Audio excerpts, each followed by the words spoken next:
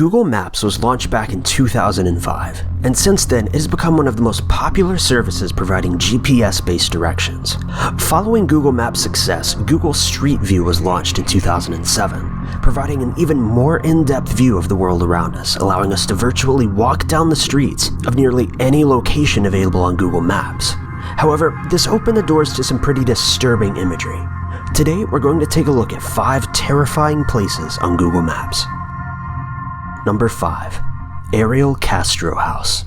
Between 2002 and 2013, 3 young women, Michelle Knight, Amanda Berry, and Gina De Jesus, were kidnapped by Ariel Castro and held captive in his home in Cleveland, Ohio. He kept the women here where he tormented and raped them for over a decade. In 2002, Castro offered 20-year-old Michelle Knight a ride home. Michelle, who knew one of Castro's daughters, accepted his proposal.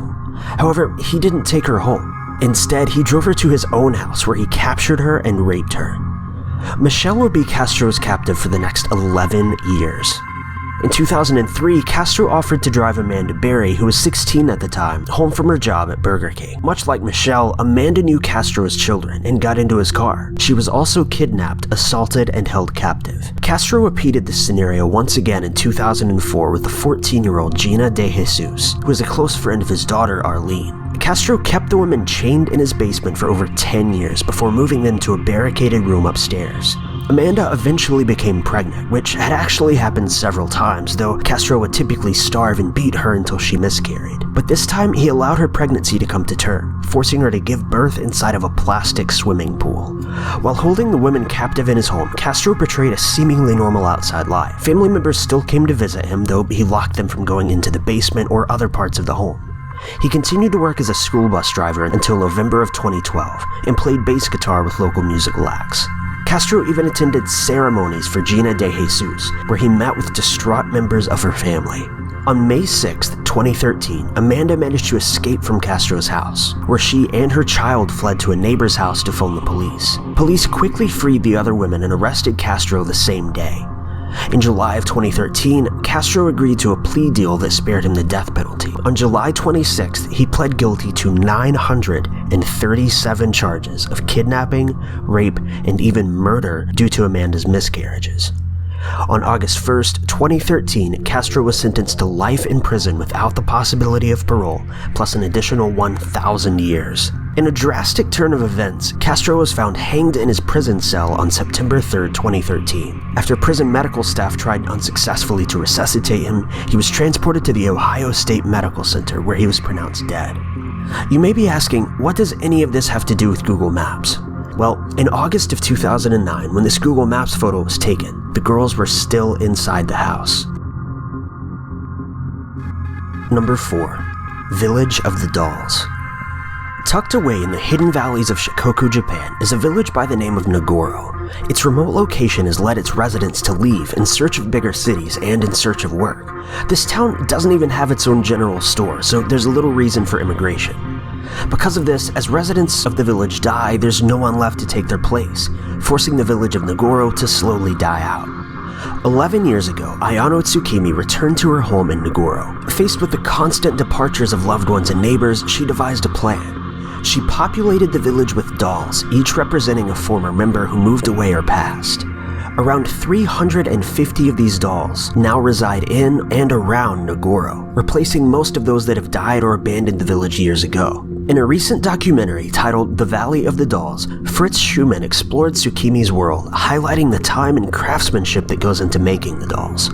In the doc, we're shown around a local school that was once filled with children and teachers, though now houses dozens of dolls sitting motionless as if waiting for class to begin. Tsukimi discovered her craft almost by accident. When seeds that she had planted failed to grow, she decided to build a scarecrow that resembled her father. It was at this time that she fell into the idea of recreating the village that she once knew. The dolls are made with straw, fabric, and old clothes, much like a common scarecrow, and Tsukimi is constantly making new figures to replace old, worn-out ones. While the documentary offers a beautiful look at the village as well as Tsukimi's dolls, you can also visit Nagoro on Google Maps. Many of the figurines are positioned right beside the road, making Street View a very practical tool for touring one of Japan's long-forgotten locations.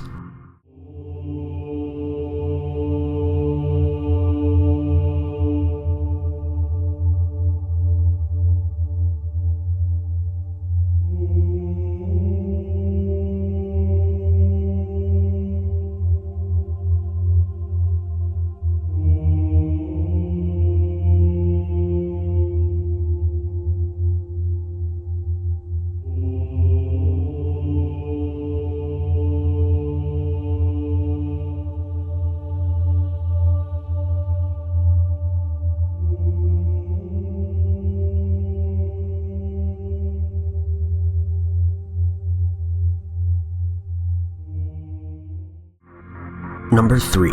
Scott's Hut.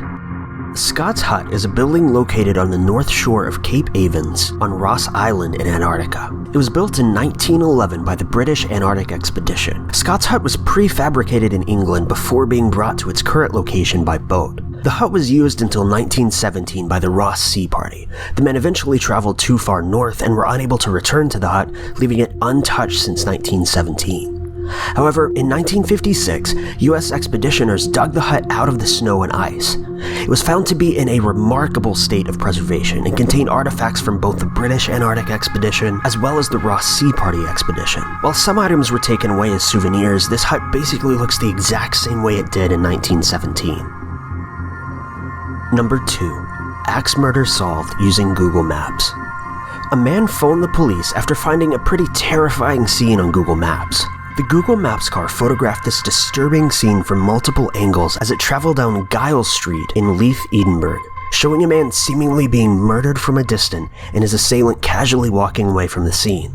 However, police traced the assailant to a car repair shop just down the road and were relieved to discover it was just a well-timed prank by 2 mechanics. The dead man, Dan Thompson, age 56, was the manager of the business.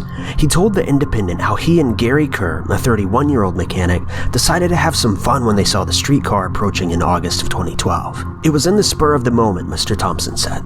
It seemed like the obvious thing to do, so I threw myself on the ground and Gary grabbed a pickaxe handle from the garage. We only had about 20 seconds and it was all that we could think of. The two had forgotten that the prank had even taken place until the photos were uploaded by Google a few months later, after which friends and family started calling in. It's absolutely bizarre, Mr. Thomas said. I suppose people don't spend their time looking on Street View at a rough back street in Leith. Luckily, the 2 police officers who eventually came knocking saw the humor in the situation and didn't file any charges against the men. Mr. Thompson said they were already pretty certain it was a joke because one of their colleagues gets their car serviced here. They thought it was a really good laugh and in 5 minutes they were gone. Number 1. Uta Flight 772. On September 19, 1989, a DC airplane operated by French airline UTA as Flight 772 exploded 46 minutes after taking off from an international airport.